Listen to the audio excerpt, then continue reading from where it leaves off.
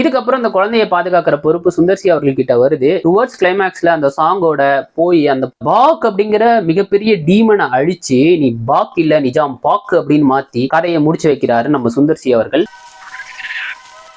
நான் ஏன் நிஜாம் பாக்கு அப்படின்னு சொன்னேன்றது படத்தோட கிளைமேக்ஸ்ல அந்த பேய் அழியும் போது உங்களுக்கே தெரியும். ஸோ இதுக்கப்புறம் சுபம் போட்டு முடிக்கிறாங்கன்னு பாத்தீங்கன்னா அதான் கிடையாது. ஏன்னா தமன்னாவோட ஆவி திரும்ப வருது. ஏன்னு பாத்தீங்கன்னா நான் திரும்பி வர்றேமா அப்படின்னு சத்தியம் பண்ணிட்டு போயிருப்பாங்க நம்ம விவேக் மஜித் மாதிரி.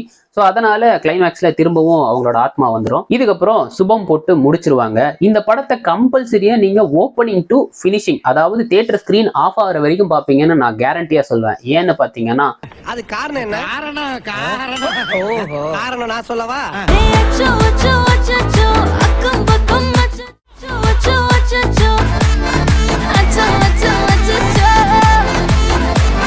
ஃபுல் வீடியோ பார்க்கணும்னு நினைச்சீங்கன்னா சேனலோட பேருக்கு லிங்க் இருக்கு, கிளிக் பண்ணி பாருங்க.